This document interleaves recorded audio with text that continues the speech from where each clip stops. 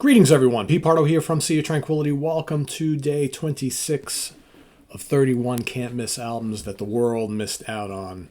These are these underrated, undiscovered, underappreciated gems from either some very well-known bands that for whatever reason these albums kind of skip by the general public, or lesser-known bands who shoulda, coulda been contenders.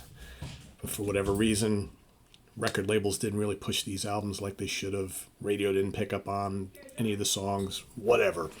This particular debut album from this American band was released March 15th, 1977, recorded at Wally Heider Studios in Los Angeles, California. Didn't we have another one recently from Wally Heider Studios? I believe a couple days ago. I don't remember which one. Produced by Derek Lawrence. Do you remember the name? Produced some of the early Deep Purple stuff for Mercury Records, so major label. Legs Diamond, self-titled debut. Yes, indeed. Here you got the Gibson 335 with the kind of machine gun top, right? Bullets all over the place. One of the great hard rock albums of the latter part of the 70s. And another one of those albums that should have been everywhere. In fact, in 1989, Kerrang! Magazine, you know how much clout Kerrang! Magazine has, right? They listed this album at number 33 among the 100 greatest heavy metal albums of all time. Not just of the 80s, of all time. That says something right there. I trust Kerrang! Always have. And yeah, whether you call this hard rock or metal, I guess it's kind of like a blending of the two, right? It's 1977. Pretty heavy for 1977. Who we have in the band here? The classic lineup of Rick Sanford on lead vocals, flute, and percussion. Roger Romeo, lead guitar, lead vocals. Michael Prince, rhythm guitar, keyboards, vocals. Michael, otherwise known as Diamond Gargano, bass guitar. And Jeff Poole, drums and percussion.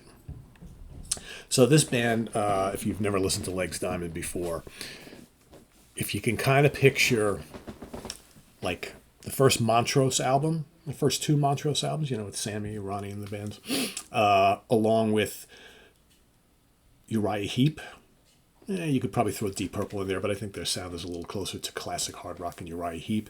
And maybe some of what the band Angel were doing right around the same time. That, to me, is kind of what Legs Diamond are all about. Just big, meaty, metallic riffs, great riffs. Loads and loads of like Hammond organ and other keyboards. The occasional little flute that pops up in spots. You don't hear it often, but it's here. Really good vocals, very, very memorable songs. And just a top to bottom, one great track after another. It starts off with It's Not the Music. I think it's the shortest song in the album. Almost the shortest song in the album, 3 minutes and change. Most of the songs are roughly about 5 minutes long or longer. A couple longer tracks on side 2 of the original vinyl. Great song, Stage Fright, is just raucous. Again, this kind of like meat and potatoes Montrose riffing. There's something good about just simple but effective crunchy riffs really work here. And then you got like the Hammond organ in the background, you know, roaring right behind the guitar riff. Love that. Satin Peacock is terrific. Rock and Roll Man is really cool. It's kind of like a good hard rock and boogie song, and then all of a sudden the flute comes in. You're like, whoa, where'd that come from? Very cool. Deadly Dancer is killer. And it's the shortest song on the album. It's just under 3 minutes long. I wish it was longer because, man, the riffing is just terrific. It's just this lean and mean hard rock machine. Great. Rat Race is also kick-ass. That one approaches 7 minutes long. And then you got Can't Find Love, which is just under 9 minutes. And that is amazing. And it's kind of proggy. Well, you know, it's got those kind of proggy keyboards, right? But as much as like Angel or Uriah Heep or proggy, right? But really, really cool stuff. Great riffs. It's got little bits of atmosphere in there as well. Just absolutely terrific, terrific track. And a really, really terrific album. It's a short one. But I think that the band really came out with this album with some real momentum. And their second album is really good too. Third album is pretty good as well. To me, the first two albums are their best.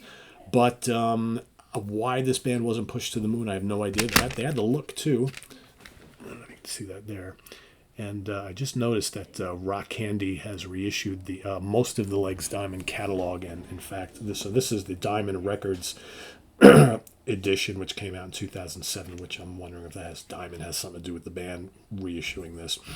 But the Rock Candy reissues have tons of bonus tracks and demo recordings and things like that. So I'm probably going to have to go out and get those immediately, I think, because I really like this band a lot and got to get more stuff by them.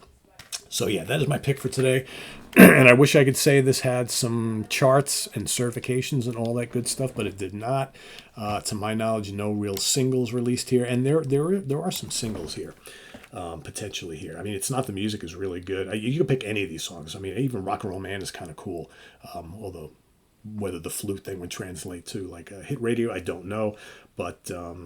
Yeah, Stage Fright is great. The whole album is just really, really good. This to me is like a 4.5 out of 5-star classic, if not 5-star classic. It's that good. And the vocals are outstanding. Great guitar work, great keys. They put it all together. It's real classy sounding too for 1977. So yeah, if you haven't checked this out, go check it out. Also visit Diamond is a Hard Rock, which is their second album, which came out, I think, later that year. I think they released both of them in the same year. So let me see if I got anything else here. I could show you another picture of the band. That's the same one as on the back. Oh, here they are. All right, not much else to show here, but I'm sure the Rock Candy reissue has a lot more to show. Yeah, that's going to have to happen. Anyway, that's my pick for today. Legs Diamond, self-titled debut album. It's a really, really great one, folks. This should have been a massive hard rock album around this time because, you had plenty of bands that were doing big business, right? You had, Boston and Aerosmith and Ted Nugent and Heart. All these bands doing big business right around this time. So it's just kind of a shame that this album just kind of got lost in the shuffle. Again, maybe an instance of maybe this music would have done better a few years earlier or a few years later. Don't know.